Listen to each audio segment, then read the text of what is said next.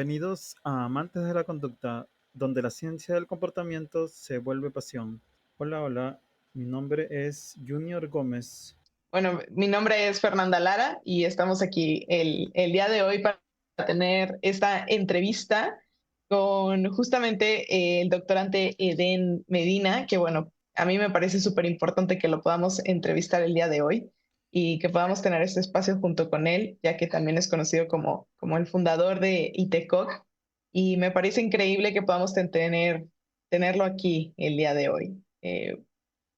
Entonces, no sé si me sigo escuchando bien ahí o tenemos algún problema, Junior. Sí, sí te logro escuchar, solamente creo que un poquito por ahí está lento, pero sí, sí, sí te logro escuchar, así que no te preocupes. Bueno, vamos a, como ha dicho Fernanda Lara, a presentar al doctorante Eden Medina. Hola, Eden. Hola, hola, ¿qué tal, chicos, chicas? Eh, bueno, pues aquí, a ver, ¿me escucho? Sí, ¿verdad? Sí, sí, sí. Sí, Bien, fuerte bueno, y claro.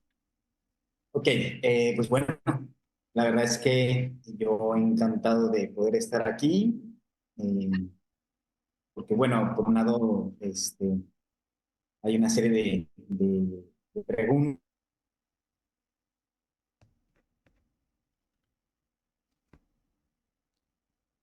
que podría hablar mucho acerca de todo lo que estuvieron preguntando por ahí en Instagram y pues encantado de compartir. Excelente. Eh, Muchas gracias, Eden, igualmente por estar en este espacio. Creo que para todos nosotros es súper importante que tú como creador de estos espacios de divulgación de psicología basada en evidencia estés aquí presente con nosotros. Entonces, muchas gracias por otorgarnos igualmente la primera entrevista, la entrevista número uno aquí con nosotros igualmente. Sí, estamos agradecidos, Eden, por tu tiempo. Sé que por ahí a veces vamos corriendo con los tiempos, pero nos agrada mucho que tú hayas podido en este espacio poder estar. Entonces, una de las primeras preguntas, ¿no? Relacionadas al tema que queremos abordar hoy, que de verdad es un tema bastante relevante, que tiene que ver con la prevención de un tipo de problema específico, pues que a veces implican mucha dificultad emocional, ¿no? Pero algo que primero queríamos plantearte un poco como pregunta, o en el sentido más de opinión, es cómo tú observas que la comunidad, ¿no? En general está teniendo o está afrontando, pues, este tipo de problemas, ¿no? ¿Qué opinión tienes en general, Eden? Bueno, esta problemática de la cual vamos a estar hablando, pues antes que nada, no solamente es un problema de salud pública, es un problema social. Y es preocupante que en toda la República Mexicana, de manera muy específica en la República Mexicana, solamente hay dos leyes para la prevención de esta problemática, siendo que en la República Mexicana somos 31 estados y bueno, si tomáramos como grado como medida de importancia estos dos estados, o sea, estamos hablando de que eh, si tomáramos como el 100% de los 31 estados, entonces imagínense qué tan grado, qué tanta importancia le estamos dando a pues esta problemática. Entonces, es una problemática que se requiere un plan de intervención nacional. Hay programas universales donde hay estrategias universales, donde participan miembros de la comunidad, donde participan en ciertos sectores educativos, donde participan de igual manera en el trabajo. Pero para que todo esto se dé, bueno, es importante que desde donde se toman las decisiones se empiece a ver como una problemática y que no y se intente nada más apagar o resolver este tema por encima, ¿no? Hay que crear las políticas para que se atiendan. Y cuando digo políticas me refiero a que valdría la pena pues, revisar qué factores influyen para que las personas intenten esta problemática y a partir de ello, pues, bueno, se tomen las decisiones que se tengan que tomar. ¿No? Hay muchos factores, infinidad de factores, de verdad, si revisáramos factores de riesgo, creo que no terminaría la lista. Entonces, creo que no se está haciendo lo suficiente. Eh, Sé que se estaba trabajando en una ley para la prevención de esta problemática a nivel nacional, pero te estoy hablando de hace, al menos aquí en México, de hace como 6 años, no se ha aterrizado en nada. Entonces, creo que no se está haciendo mucho al respecto, porque esto requiere la participación de diversos factores, laboral, escolar, los que están en el sector salud, la comunidad en general, y ya hay programas en otros países donde se han intentado aplicar o se están aplicando. Eh, claro, también valdría la pena revisar la eficacia de estos programas para ver qué se puede traer de estos programas a aquí en México o en los países de Latinoamérica. Y yo creo que esto es súper importante, esto de lo que estás diciendo, Eden, y de esto que estás platicando. Me gustaría preguntarte, ¿por qué crees que no se le está dando tanta importancia como se debería aquí en México, ¿no? O sea, ¿qué sucede a nivel social que no, y a nivel legislativo que no se le está dando tanta importancia como se debería? Bueno, por un lado, por un factor que yo observo es que eh, no están las personas indicadas, especialistas en las temáticas, ¿no? Hay personas que están ahí políticos, Claro. tienen un área diferente de conocimiento, y esto es en muchas temáticas, también en muchas ocasiones en temas de salud, no sé, pero por un lado. Por otro lado, eh, ha sido algo estigmatizado, no desde ahora. Si revisamos en las antiguas culturas, los mesopotámicos, las culturas egipcias, no estaba estigmatizada esta problemática, ¿no? Incluso era como una forma de encontrar la inmortalidad, de pasar a otra vida. Pero viene otra etapa, ¿no? Estamos hablando ya de la etapa de la griega clásica, de Platón, Sócrates, Aristóteles, donde esta problemática empieza, aparte de que ya empieza a ser un tema que el mismo Estado lo empieza a tratar, ya había estigmatización, donde la persona que llegaba a hacer esta problemática, el mismo Estado ordenaba que el organismo de esta persona tenía que ser sepultado en otro lugar, tenían que mutilar ese organismo, Ok. y incluso el arma con la que la había ejercido este comportamiento esta persona tenía que ser purificada. Entonces empiezan a observar cómo ya el estigma en relación a este comportamiento está no desde ahora, estamos hablando de años antes de Cristo, cientos de años antes de Cristo. Eh, y no solamente eso, empieza a ser catalogada, ¿no? Como un pecado, como una ofensa a los dioses, y esta estigmatización se continúa, claro, me hacen ver que es algo negativo. Esto también influye en que, por lo tanto, no se verbalicen estas ideas. Oye, se estoy pensando, estoy diciendo, y eso sigue muy vigente, la estigmatización. Entonces, bueno, a nivel social, ¿no? En el Estado se sigue estigmatizando este tipo de cosas, no desde ahora. Estoy hablando desde, bueno, desde la antigua Grecia. Por ahí creo que están levantando la mano. Sí, sí. Culturalmente, bueno, es interesante lo que mencionas, no tenía en cuenta ese dato. Y yo pensaba un poco también en el contexto a veces más cercano de repente a las personas que tienen este tipo de dificultades, ¿no? Me refiero a la familia, los amigos, ¿no? Como tú dices, desde ya hace mucho tiempo o sea, esta forma, ¿no? Obliga a que las personas que tienen dificultades a nivel emocional, pues no expresen, ¿no? Esas cosas que ocurren, ¿no? Y cómo ahora, pues yo preguntaba, ¿no? En la práctica clínica, en lo que tú has podido observar de forma general, ¿no? Cómo las familias ayudan a que aún más no expresen o qué importantes serían las familias para este tipo de problemas.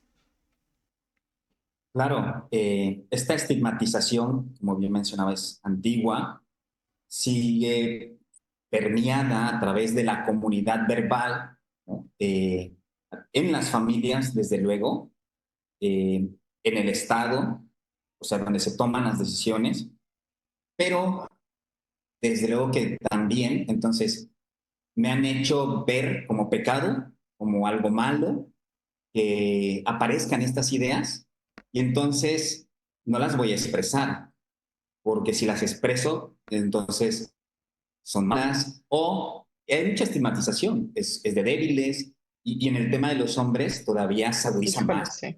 ¿no? Ujú. Entonces, yo como hombre tengo que ser fuerte, tengo que saber resolver las cosas, debo de, no tengo que expresarme como alguien que, no debo mostrarme vulnerable, entonces, pero aparece la idea. Entonces, en lugar de pedir ayuda, en lugar de compartir esta idea, pues claro, eh, callo. Y también esto se muestra en la consulta, podría ser una variable para que el cual la mayoría de las personas, o al menos en mi práctica clínica, la mayoría de mis consultantes son mujeres. Pero bueno, influye. Claro, sí, que creo que es algo que está muy presente, ¿no? O sea, esta diferenciación a nivel cultural de quienes piden más ayuda que otros, a nivel género se nota muchísimo y que creo que sí es importante poner sobre la mesa, ¿no? De decir, híjole, quien sea puede sufrir esto, ¿no? No importa en dónde nos encontremos. Y que creo que una de las cosas que cuando pusimos esta situación sobre la mesa y que justamente le platicaba a Junior que yo que te quería preguntar, porque incluso a mí en consulta de repente me decía, ¿no? Las personas que están alrededor de una persona viviendo esta situación tan difícil, muchas veces no saben cómo abordarlo, ¿no? Por ejemplo, un papá, una mamá, un amigo, un hermano. ¿Qué consejos nos podrías dar tú o cómo podríamos actuar nosotros cuando nos encontramos con alguna persona? Cualquier persona en general, ¿no? O sea, no psicólogos, sino cualquier persona en general. ¿Qué podríamos hacer para acompañar a estas personas en este proceso tan difícil que están viviendo?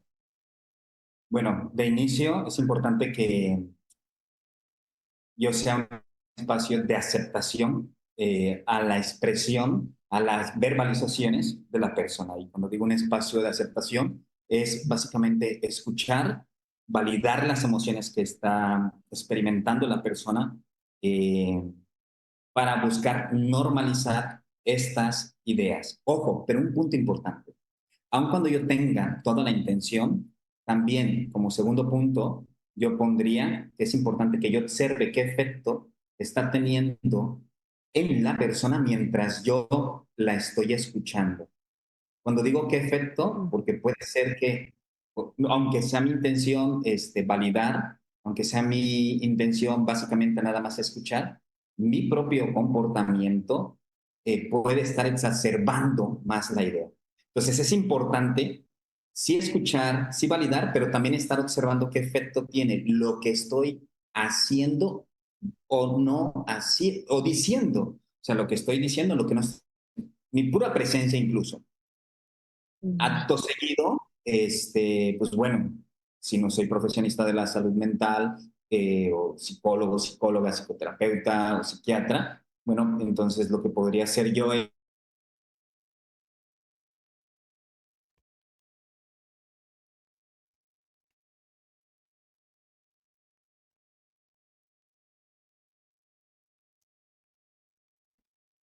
Creo que se fue la señal. por un lado, y más allá incluso de decirle palabras, básicamente me iría más yo por escuchar. Pero bueno, hay que observar, ese es un punto importante también. Digo, sí escuchar, pero hay que observar qué efecto está teniendo lo que nosotros estamos haciendo en ese momento. Sí, sí. Por un momento se te fue el audio, pero ya, sí regresaste, sí logré escuchar las ideas. Sí, que yo pienso que justo más temprano escuchaba justo una clase de, en la que implica la activación conductual. Y, y qué importante, bueno, ya pensemos como de repente terapeutas, es validar las conductas, o sea, las expresiones pues que con las que viene un paciente. Porque muchas veces, o lo que puede ocurrir es que de frente, oye, mira, eh, podríamos llegar a cometer el error de hacer todo como que como robot. Oye, haz esto, esto, esto, esto. Y no validamos las cosas que nos dices cuando de repente muchas veces en los contextos en los que viven, o sea, me refiero en sus contextos familiares, amistad, justamente lo que hacen es invalidar todas aquellas expresiones que realizan ellos. Entonces, Claro. y que en el contexto, pues, clínico, pues, nosotros podamos hacer ello, puede cambiar la forma en cómo ven las cosas. No sé tú qué opinas, Eden. O sea, la importante relevancia que tiene con nosotros como terapeutas y cómo dar este mismo consejo, digo, bueno, voy a usar la palabra consejo, pero lo digo en el sentido de esta misma estrategia de prevención a los familiares podría ayudar mucho a que cambie más rápido el contexto de esta persona. Claro, no olvidemos que, a ver, el mismo espacio terapéutico es un contexto y en este contexto yo como terapeuta evidentemente requiero hacer preguntas abiertas. Pero un punto importante también, es importante que observe y analice qué pienso yo en relación a este fenómeno. O sea, desde qué perspectiva lo veo. ¿Ok? Si yo lo veo, como siendo psicólogo, siendo psicoterapeuta, lo veo como síntoma de una, no sé, de la depresión, si lo veo como un síntoma, entonces a partir de ello, pues le doy un cierto abordaje. En mi caso, anteriormente, el abordaje que yo le hubiera dado cuando mi formación era más orientada a la sintomatología, era pues, referir al psiquiatra, ¿ok? Y como psicólogo no puedo hacer nada. Entonces, básicamente, con eso no quiere decir, sí, hay casos que refiero al psiquiatra, pero es importante que no lo vea como un síntoma, sino como un problema comportamiental. Ya, entonces, a partir de ello, si lo veo como un comportamiento, si empieza a haber una verbalización y yo comienzo a hacer una serie de comentarios, es probable, tengo que observar, que la persona deje de verbalizar la idea y al dejar de verbalizar, entonces pierdo yo la oportunidad, por lo tanto, de obtener información y a partir de ello validar, entendiéndose validar como validar las emociones y a partir de ello también me privo de la posibilidad de hacer un plan de evaluar funcionalmente esta situación, pero también de hacer un plan de intervención o un plan de manejo de la crisis en caso que se llegara a presentar fuera del consultorio o un plan de seguridad para la crisis, algunos lo llaman de manera diferente. Entonces, a partir de esta misma lógica, los familiares, lo cual no es fácil, es difícil, hay que entrenarlos. Es importante que nosotros los entrenemos en no solamente aprender a ser escucha y validar estas emociones, sino también a que ellos mismos observen qué efecto tiene lo que hacen o no hacen o dicen en ese momento en el comportamiento o en lo que está verbalizando o no va a verbalizar el consulta. Por eso se me es complicado cuando de repente alguien me dice, espera como el tip o la receta, ¿no? Porque finalmente Ujú. lo que yo puedo estar diciendo que va a aplicar, en el momento que lo intento aplicar es otras condiciones, es otro contexto. Entonces yo siempre parto de, hay que observar qué es lo que vamos a decir o qué efecto tiene lo que estamos diciendo o lo que no estamos diciendo. Sí, y creo que es un tema bien complejo que creo que no solo abarca, o sea, abarca muchísimas cosas.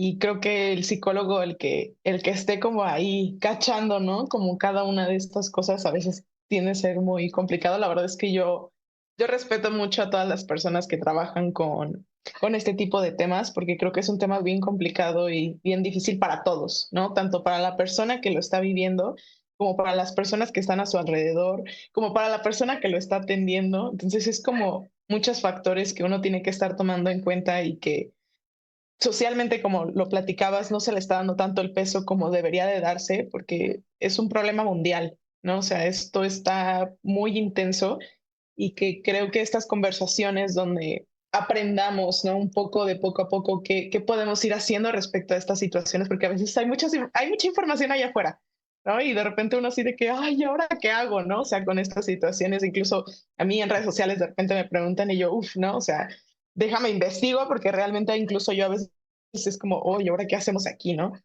Y que creo que es muy nutritivo, ¿no? Todo esto que nos dices y te lo agradecemos de corazón, ¿no? Que nos platicas todo esto para informarnos.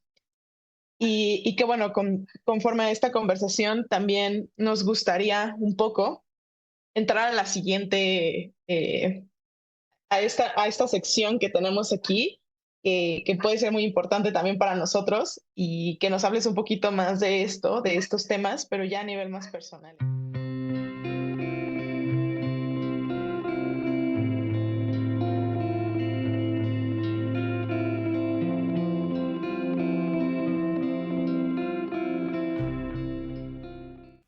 Muy bien, ya regresamos ahora sí con esta primera sección que le hemos llamado nosotros Travesías de, en este caso, nuestro doctorante Den Medina. Este es un espacio más personal, diríamos, para conectar con, nosotros lo decimos, con la historia de aprendizaje, pues en este caso de, de Den. Y una de las primeras o sea, preguntas que nos surgen es, o sea, ¿qué te llevó a investigar sobre estas temáticas, ¿no? Porque entiendo que cuando uno sale de estudiar o en el proceso de estudiar psicología, uno se va preguntando hacia dónde se va a dirigir y cómo te ha llevado a que llegues a investigar sobre esta temática que de verdad que, como hace un momento dijo Fernanda, es muy relevante para la comunidad. Bueno, evidentemente tiene que ver también con parte de mi historia personal. Eh, yo tenía 18 años y yo llego a los programas de Alcohólicos Anónimos y escuchar historias verdaderamente fuertes fue algo que yo no estudiaba psicología, estaba estudiando ingeniería en electromecánica. Wow. Eh, Oh, Wow. wow, Sí, es súper diferente. la idea era irme a trabajar a Pemex. Tengo un tío que trabajaba en Pemex y bueno, todo eso. claro. Entonces, pero llego a programa de 12 pasos y escuchar historias fuertes, contundentes, o sea, desgarradoras, y de repente empiezo a tener un papel dentro de esa comunidad, era una comunidad terapéutica, y empiezo a ser consejero, como a los ya, yo creo que 19 años, casi 20, y me sentía útil, satisfecho, y esta sensación de utilidad ante, en una vida donde la persona veía todo oscuro, por llamarlo así, eh, me agradó. Y fue entonces que me salí de ingeniería electromecánica y me voy a estudiar psicología. Y porque cuando yo entré a psicología, yo fui con una claridad, yo me quería formar como psicoterapeuta. Y entonces, dentro de todas esas historias, pues había estos comportamientos, había consumos de drogas, había consumos de alcohol, desde luego, historias muy desgarradoras. Eh, y estar ahí para la vida de otra persona, eso es algo que a mí, híjole, estar cuando no están los demás, cuando parece ser una situación que no tiene solución, a mí eso le dio sentido a mi vida.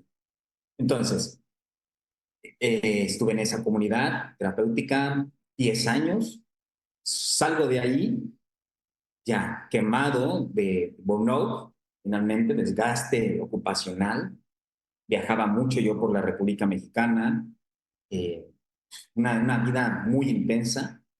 Y salgo de ahí, empiezo a estudiar, bueno, ya, dije, no, bueno, ese punto conecta con IPECOT, con el surgimiento de IPECOT, pero bueno, eso luego vamos a conversar. Porque yo tenía que decidir ya profesionalmente si montaba una clínica de rehabilitación o simplemente me la llevaba tranquila y ponía mi consultorio.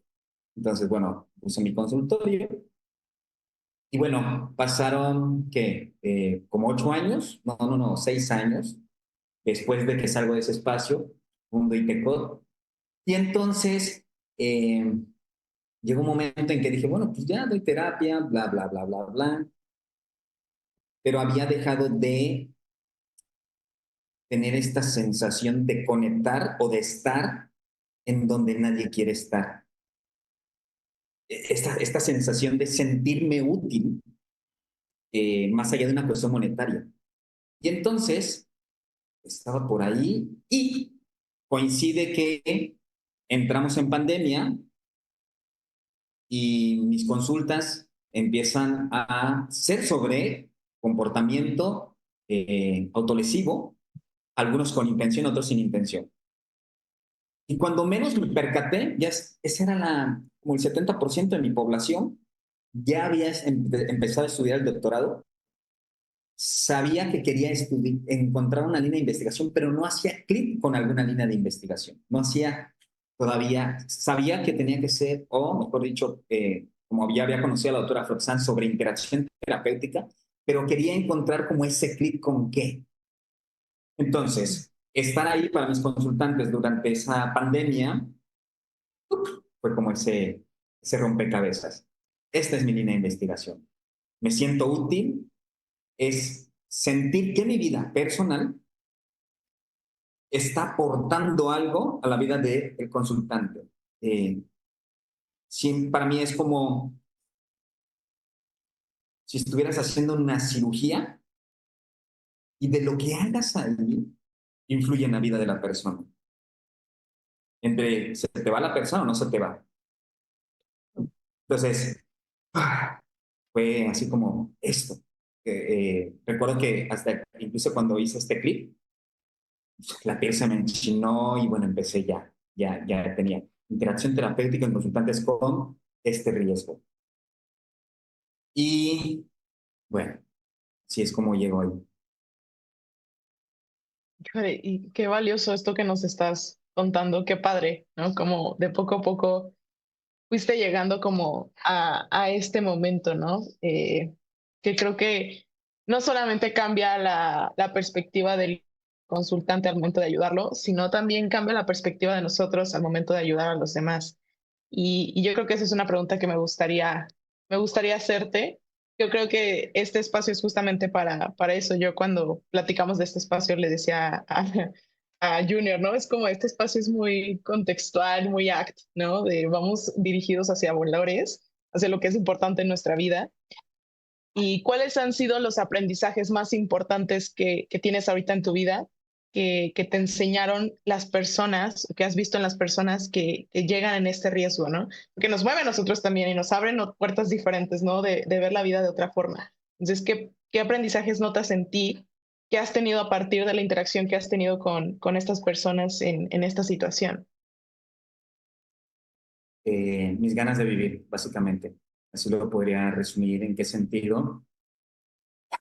En el sentido de, tengo un momento de vida, no sé cuánto tiempo, y, y en este tiempo que estoy, hacer aquellas cosas que me hacen sentir vivo.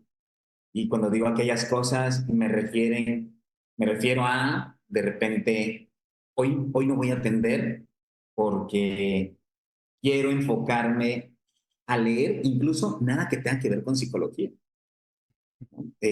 Hoy quiero eh, irme a tomar un café nada más, hoy quiero estar con mi familia.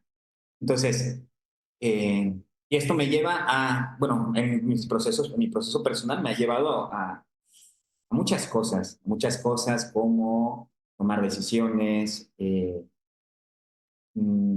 atravesar aún con los miedos, avanzar al punto que se atraviesan. Entonces, mis ganas de vivir me conecta con eso. Y un tema que yo puedo rescatar mucho y siempre ahorita que te estaba escuchando es, dentro de estas ganas de vivir tiene que ver con el autocuidado. Sí, te escucho, Eden, o sea, has dicho algunas, creo que resumiste lo que iba a mencionar último sobre la palabra autocuidado, ¿no? Pero lo pensaba en este sentido de cómo conectar no solamente con mi profesión, sino también que uno conecte con todo ese espacio que uno tiene, sea familiar, social. O sea, hay muchas cosas que quizás como psicólogos deberíamos cuidar, ¿no? A nosotros mismos, ¿no? Y bueno, sí, porque conectaba con este aspecto, pues, de sentirnos útil, ¿no? Es algo que de repente, no digo en general, de repente no, pero como psicólogos nos conecta, ¿no? En el sentido de que de repente algunos, en este caso, con estos problemas, otros con otras dificultades, pero nosotros comenzamos a como que conectar con que, oye, esta población es donde yo siento que conecto, con la que yo me siento útil, pero también entender que para poder justamente dar ese tiempo requerimos de otros, ¿no? Otros contextos en los cuales debemos cuidar. Y qué importante cuidar eso. Y algo que también me surgía ahí como pregunta, bueno, creo que ya un poco lo has ido comentando, pero sí lo relacionado a cómo eh, te comenzaste, o sea, cómo tu historia de aprendizaje te llevó a este tipo de psicología que es basada en la evidencia, ¿no? Porque ya sabemos que cuando entramos en la universidad, pues, bueno, por lo menos en Latinoamérica hay de todo, pero Sí, completamente. sí, sí, sí, de repente por ahí en algún momento eh, tuviste como que un contacto con un docente que te cambió esa forma de pensar y te llevó hacia hacia este camino. Nos gustaría que nos cuentes tu experiencia también en ese aspecto. Bueno, a ver, yo vengo de una universidad donde la formación de muchos de mis queridos docentes, todos mejor dicho, a excepción de uno que otro, eran psicólogos con maestría en psicoterapia humanista. Entonces, vengo de un contexto donde me enseñaron cosas que tenían que ver con el niño herido, silla vacía, porque el contexto acá en Guerrero, en aquel tiempo, nada más era lo que había, maestría en psicoterapia humanista. Y entiendo que bajo este mismo contexto, y claro, los docentes les piden una maestría, pues es lo que había y eso es lo que estudiaba. ¿Okay? Entonces, bajo esta situación, no me encontré en psicología con nada que tuviera que ver con análisis del comportamiento, terapia cognitiva conductual, no. Pero yo iba en la mitad de psicología, estaba estudiando la mitad de psicología de la universidad y empiezo a trabajar en un centro de atención múltiple de educación especial. Yo ya tenía creo que 22 años. Este, mi mamá era maestra, se jubila. Nunca me pasó por acá que yo iba en aquel tiempo las plazas se podían heredar. Entonces terminé ahí y empecé a ver cómo el que era mi director en ese centro de atención múltiple pudo lograr que un niño autista verbalizara la palabra llaves. Y eso a mí me impactó. y entonces empecé a leer un poco de análisis conductual aplicado. Ese fue como el acercamiento inicial. Cuando logro terminar la licenciatura, yo quería estudiar la maestría en terapia cognitiva conductual, pero implicaba ir a la Ciudad de México un fin de semana al mes, y entonces yo sacaba cuentas y no me iba a alcanzar. Entonces tuve la intención ahí y empiezo a estudiar la maestría en psicoterapia humanista, porque es lo que había, me termino saliendo a la mitad porque no me estaban enseñando algo diferente de lo que yo ya sabía por estar en programas de 12 pasos. Algo empírico, decía, es que esto yo lo hago, escuchar allá, meter a catarsis a alguien, esto yo lo hago allá. Desde, no me están enseñando algo diferente aquí en la maestría en psicoterapia humanista. Entonces me salí y busco al profesor Javier Godínez, quien con él empecé a tomar, él ya se había jubilado cuando yo empecé a entrar a psicología en la universidad, entonces ya no me dio clase, pero él en aquel tiempo era el único psicólogo o terapeuta cognitivo-conductual. Y empiezo a buscar al profesor Javier Godínez, lo busqué, no, resulta que pues no estaba dando clases ni nada por el estilo, estaba jubilado.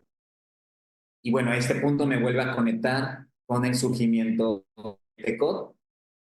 Eh, y mientras surgía ITECOD, empecé a tomar un diplomado de terapia cognitiva conductual, donde la introducción, antes de meternos a terapia cognitiva, antes de meternos a terapia racional de Albert Ellis, la introducción era leer el texto de análisis conductual programado de Howard. Y bueno, ese fue como el primer acercamiento. Eh, Creo que como de poco a poco nos vamos llevando a cosas, ¿no? Como de repente salen estas cosas que no están en nuestro control y van cambiando los rumbos de nuestra vida y nos vamos encontrando como con esta psicología, ¿no? Esta psicología basada en evidencia y que tanto de repente estamos divulgando y promoviendo ahorita actualmente, que creo que es súper importante. Y, y que creo que también esto puede impactar mucho en la vida de muchos de nosotros, ¿no? De decir, híjole, es que nosotros cuando estamos en la universidad incluso, ¿no? No nos enseñaban de este tipo de psicología, pero al final no pasa nada.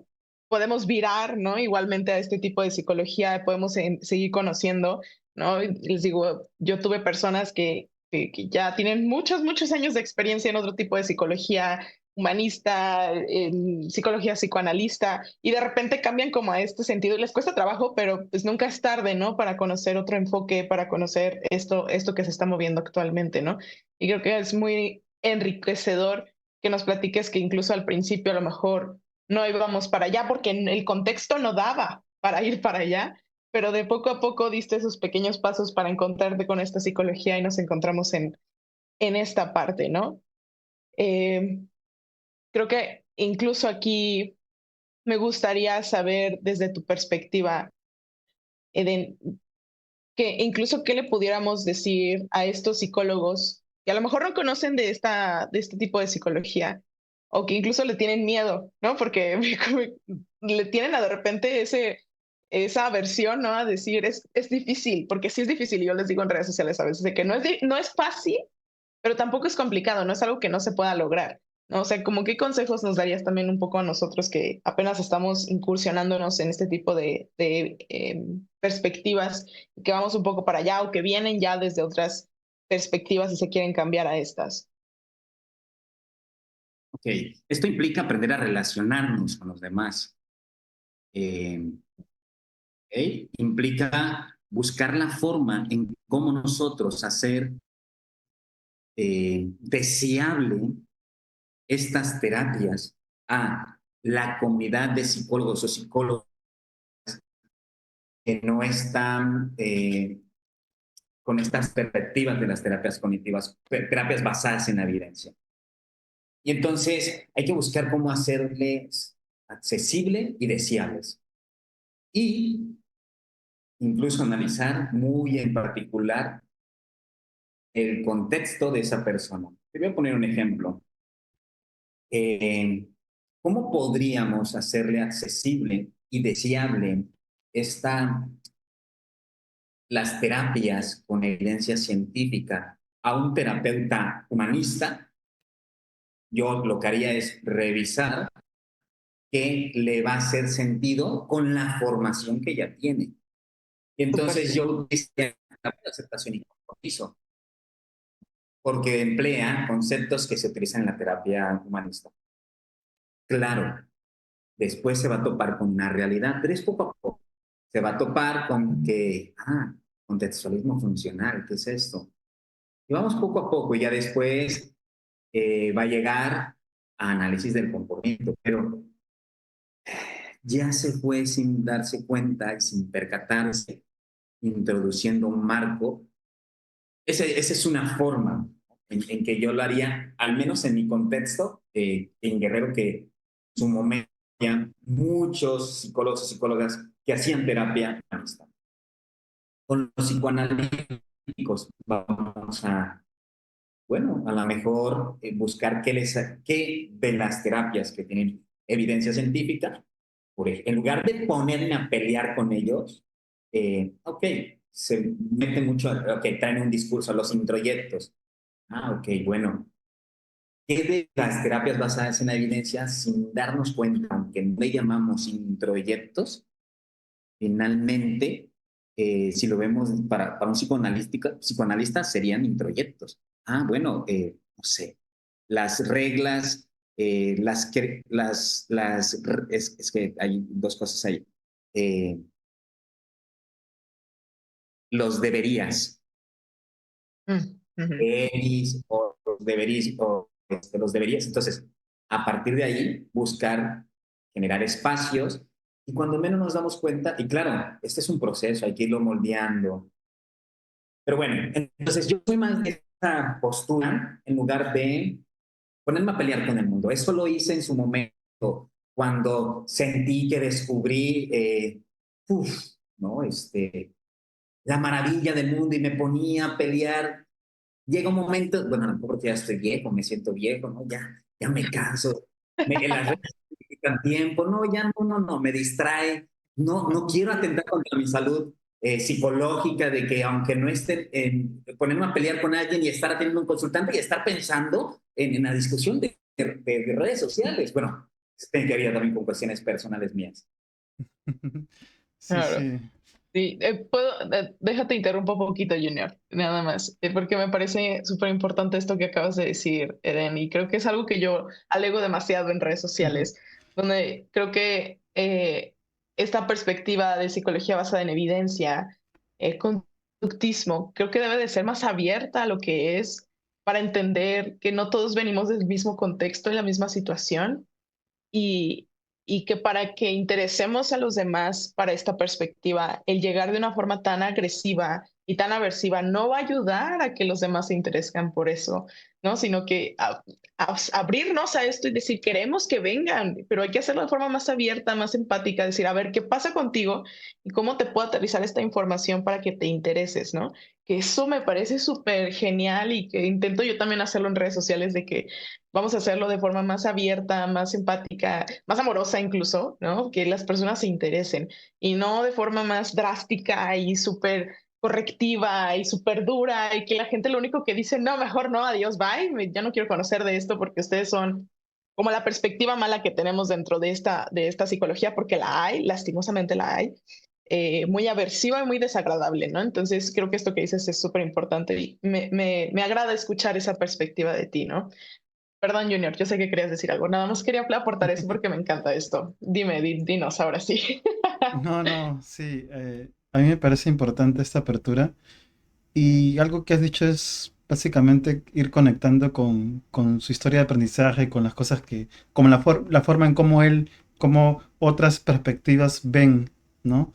Y cómo esta comunicación, interacción, ¿no? En la que expliquemos entendiendo, ¿no?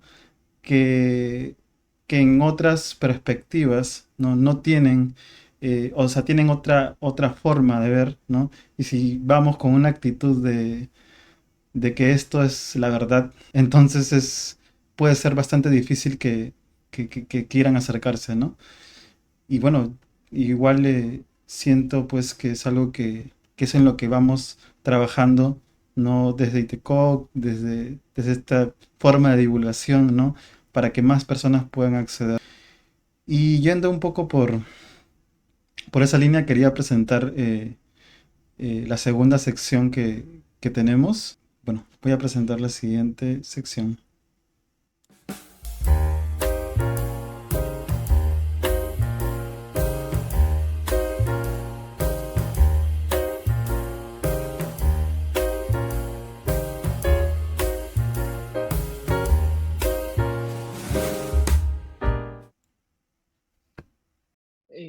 Eh, Igualmente, bienvenidos a esta sección de preguntas en contexto, que me encanta esta sección porque como que nos saca un poco de la dinámica que estamos teniendo en este momento.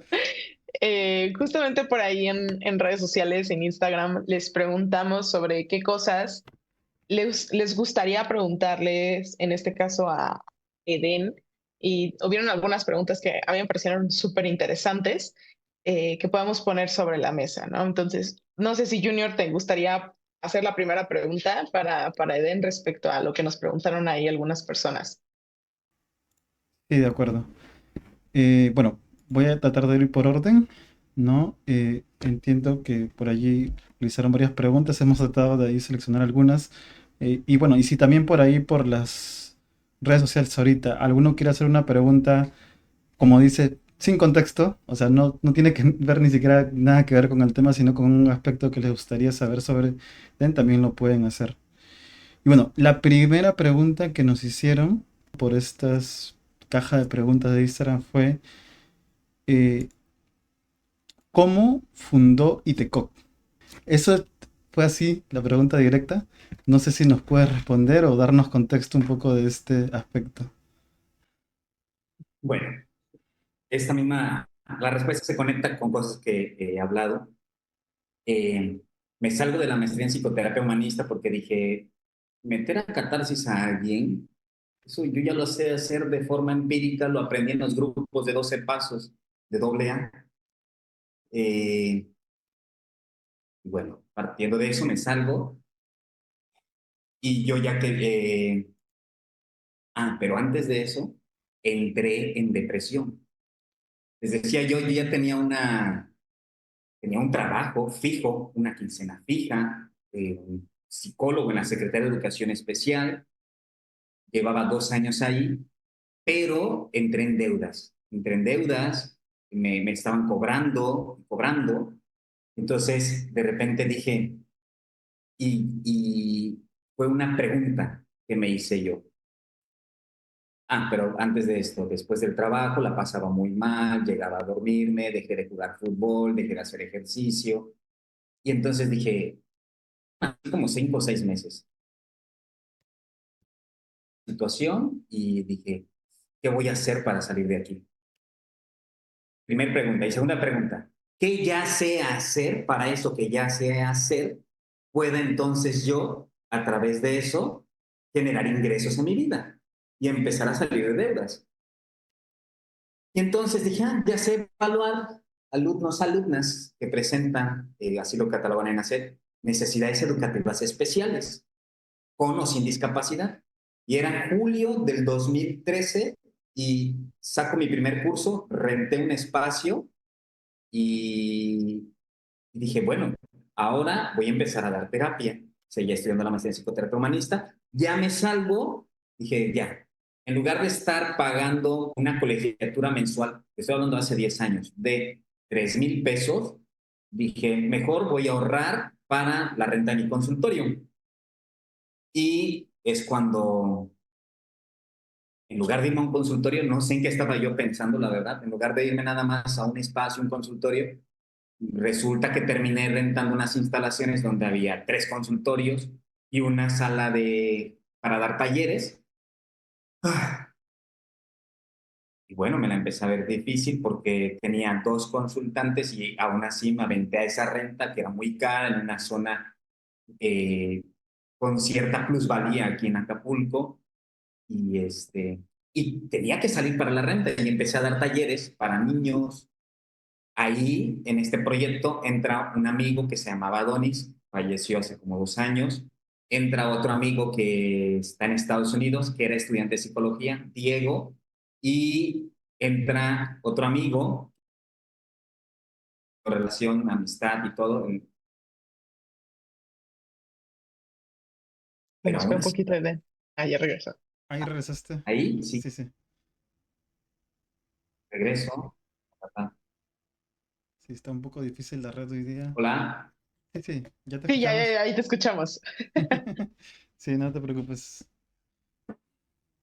de vuelta. Y entonces, pues empezamos a dar talleres y pues, necesitaba generarse el ingreso para que se mantuviera la operación donde pudiéramos nosotros tener un espacio donde dar terapia. Y bueno, se intentó en aquel momento sacar diplomados, un diplomado de intervención en crisis, un diplomado en terapia de pareja, pero eran diplomados eclécticos. Estoy hablando hace 10 años. Eh, Sorpresa, no se juntó el quórum suficiente, no se van a cabo los diplomados, quedé endeudadísimo por estar pagando una renta fuera de mi presupuesto y me salgo de ese espacio y me voy a otro espacio más pequeño, básicamente era una vecindad. A Donis le sale una oportunidad de irse a trabajar al gobierno del estado, se va al gobierno del estado porque no nos estaba yendo bien económicamente.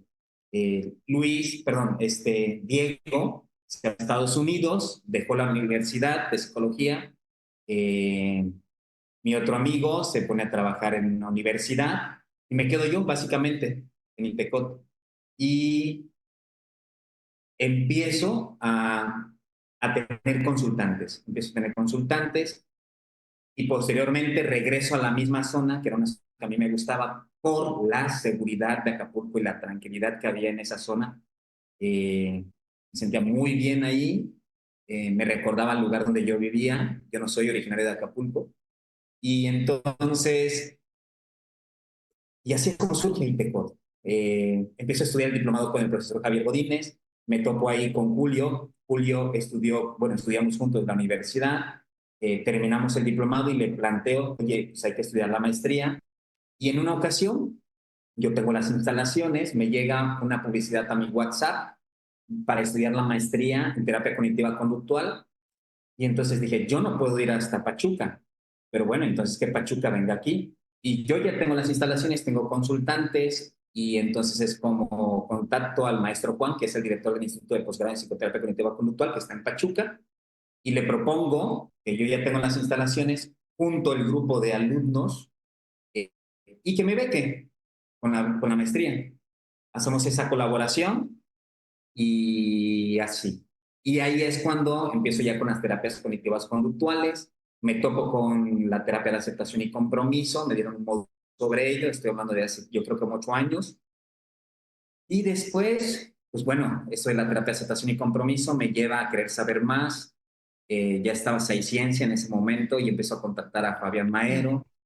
Viene Fabián Maero aquí a Acapulco, después contactamos a Javier Mandir y después, yo no sé, ya para esto ya nos habíamos certificado en TRED por el Albert Ellis y empezamos a tener contacto con las terapias contextuales y en una de ellas pues me topo con la doctora Marcesus Roxanne.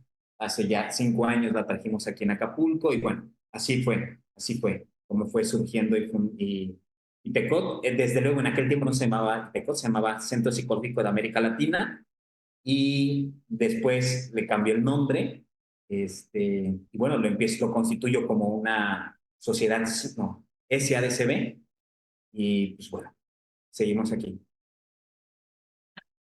Qué padre, la verdad es que esta pregunta yo te la quería hacer desde que platicamos con Junior. Yo le dije, yo quiero preguntarle a Den cómo surgió y Uy. tengo, creo que tenía mucha curiosidad respecto a esto igualmente. Entonces, creo que es muy interesante cómo mm, desde ese tiempo, pues no era tan fácil acceder, ¿no? A este tipo de psicología y cómo no, cómo las circunstancias van cambiando, ¿no? O sea, ahorita que vas platicando respecto a tus compañeros y cómo tú, de varios que eran, fuiste el único que terminó en esta situación, ¿no? Y eso es una realidad muy real a nivel social en México, como de repente nos vamos formando en cosas y por circunstancias de las vidas terminamos haciendo otras cosas. Y que qué padre que tú pudieras continuar con todo esto y seguir con estos proyectos para que nosotros, muchos de nosotros, sigamos aprendiendo respecto a esto, ¿no? Entonces me parece increíble, ¿no? Eh, ¿Quieres que haga la siguiente pregunta yo, Junior, o la haces tú? Sí, sí, de acuerdo. Ok.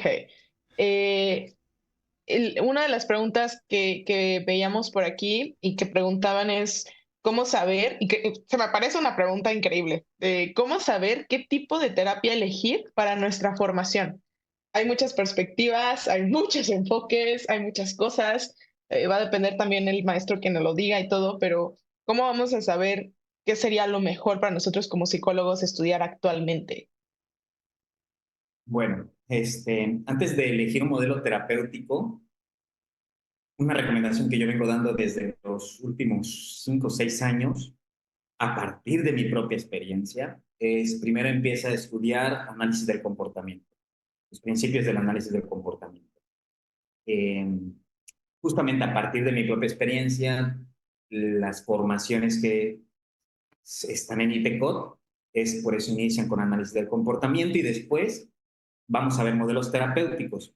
Entonces, eh, inicia por análisis del comportamiento. Número dos, yo te invitaría a en qué población quieres trabajar, eh, y a partir de la población en la que tú quieras trabajar, investigar qué modelo terapéutico es el que tiene mayor evidencia para esa población en concreto o en particular.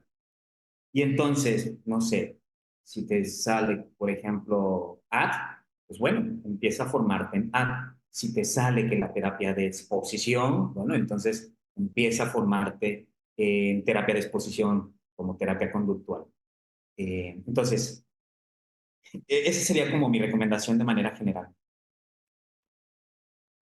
Muy buena recomendación. Excelente. Yo la apruebo también. Estoy muy de acuerdo. Sí, vamos a tratar de, ya vamos casi un poco con el tiempo de la transmisión que deberíamos tener. Igual si por allí se está teniendo como que alguna dificultad por la red o por las redes ven un poco de dificultad para la transmisión, no se preocupen que de todas formas esto va como que grabando y luego lo vamos a subir para que lo puedan ver si es que alguno no pudo ver muy bien. Hay una pregunta más que nos gustaría hacerte o que me gustaría hacerte en este caso. Y bueno, es lo que preguntaron y vamos a lanzar las preguntas. Acá dice, eh, ¿qué proyectos de formación en ITECOC tienen en mente? ¿No? Es una pregunta que nos interesa bastante porque también creo que, o bueno, le interesa bastante al público porque eso como que lleva también a que por medio de ITECOC podamos formarnos, pero nos gustaría saber un poco ese punto. Tengo una respuesta, pero a la vez no tengo una respuesta. O mejor dicho, tengo idea de hacia dónde quiero que vaya ITECOD, pero no sé si se llegue ahí. ¿Por qué? Porque también estoy cansado y de repente en este momento digo, quiero enfocarme en otras cosas, ¿no? En algún momento voy a ser padre y quiero mejor enfocarme no a la terapia y dedicarme a ser padre. O de repente quiero decir, no quiero nada con ITECOT y quiero dedicarme a irme a vivir a un lugar donde simplemente exista vegetación y poner ahí mi huerto y vivir de eso, pero bueno, entonces por eso son cosas, ¿no? Y busco que ITECOT no me absorba en ese sentido porque no es sano, ya en su momento lo hizo. Entonces, pero bien, a ver, imaginándonos que no existe este otro escenario, ITECOT es una etapa muy emocionante, muy apasionante, uf, porque es algo que se lleva persiguiendo años. De hecho, en este año, una de las etapas es que ITECOT va a tener otra sede. Todavía no les voy a decir dónde, pero va a tener otra sede. Va a ser en el centro de la República Mexicana. Eh, y hay una proyección también. A ver, ¿en qué estamos? ¿En qué año estamos? 2024. Ok. En 4 años estar fuera del extranjero, ¿no? Ya por ahí en algún momento me lo plantearon. Y cuando digo fuera del extranjero me refiero con instalaciones físicas, ¿no? Y Tecot va a seguir aquí en Acapulco, pero este año sí estamos en ese proyecto. Ya estamos viendo el espacio, no como un espacio de psicoterapia nada más, sino como, ¿no? También un centro donde se den capacitaciones, diplomados.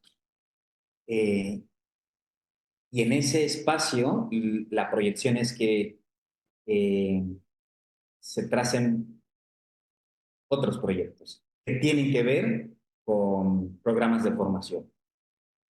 Entonces, de forma general, podríamos decirlo así. No quiero dar más información o comprometerme a algo. Y yo ya quiero saber. Ya dinos la información, no nos dejes así. Todavía no trabajo con la incertidumbre. Todavía es- No, qué increíble que Itecoc tenga esa visión a hacer cosas diferentes igualmente. Y esas aperturas, ¿no? A que existan todavía estas formaciones que a veces llegan a ser escasas, que ahorita ya creo que se están expandiendo, ¿no? Pero que en su momento pues no había de verdad realmente de dónde, ¿no? Todas las formaciones realmente eran extranjeras.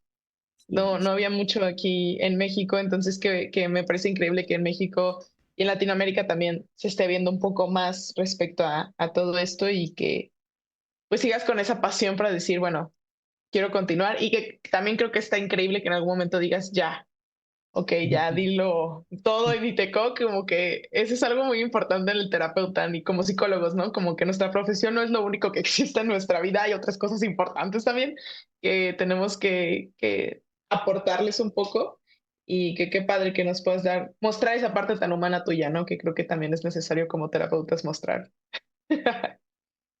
sí, sí, sí. Pero bueno, hacia allá vamos, hacia allá vamos. De hecho, esa es una de las razones por las cuales antes del huracán yo ya había decidido dejar de vivir aquí en Acapulco. Mm, ok, wow, qué interesante. No puede ser. ¿Sí? Y yo, más de rato, Eden, ya dime en dónde vas a hacer la sede. Por favor, no me dejes así. Sí, sí, sí. Y pues bueno, Junior, no sé si hay algo más que quieras decir, agregar a esta sección. No, ya me dejó con incertidumbre, ¿no? Y ya ya le escribiré por ahí para ver qué otras cosas más van a ver en Itecoc. No, no solo pensando en este año, sino que yo sé que Bueno, Den trabaja mucho ahí, pero bueno, a ver, Den, dime algo. algo que sí, a ver, esto sí lo puedo decir porque lo terminé diciendo finalmente durante el día. Va a haber un diplomado en terapia dialéctica conductual. Es Mm, un diplomado excelente. que pues ya nos habían pedido mucho, la verdad. Eh, ya están lo confirmado también los docentes. Ya tenemos fecha de cuándo va a ser la segunda generación del diplomado de AT. Este, Viene un diplomado en análisis conductual aplicado en el contexto clínico y educativo.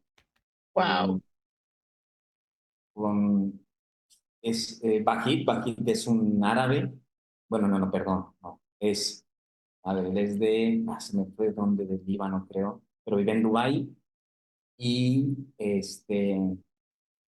eso también viene por ahí Tecot estar pisando con formaciones de workshops en Dubái, ¿no? Ya está programada una para junio. ¿Qué más?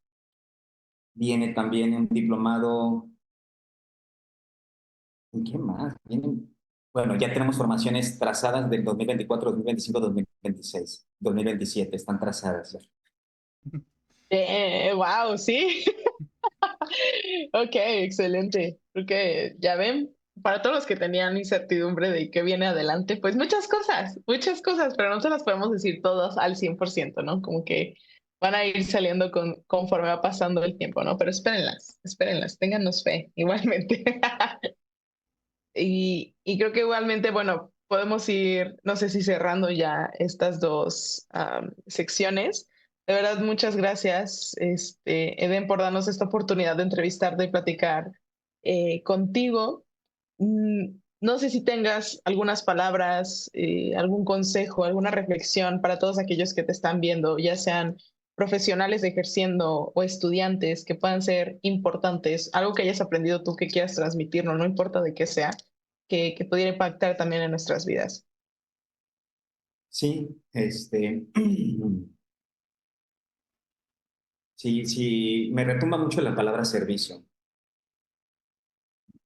De repente llega un momento en nuestras vidas, o así me pasaba, y es algo que apenas, justamente cuando el 6 de enero, es algo que platicaba con Madeleine, con mi esposa y con Alma, mientras partíamos la rosca.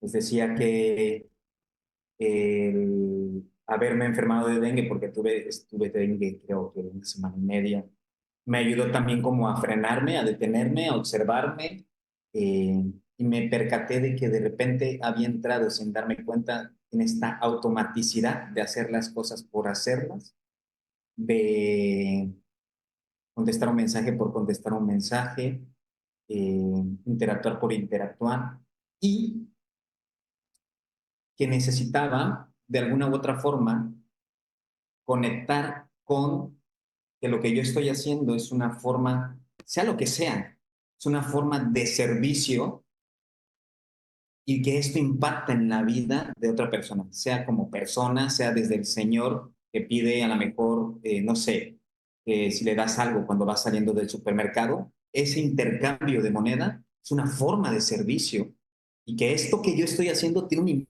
impacto en su vida. Entonces, esto me llevó a volver a conectar con eso, con eso, y esa sería mi invitación. Conectar no quiere decir que todos lo tengan que ver así, ¿no? Cada quien le da la experiencia fenomenológica que le quiera dar. Pero lo que sí les puedo decir es que para mí el servicio es una forma de vida. Me conecta con el sentimiento de utilidad y con propósito en lo que estoy haciendo. Con eso me quedo.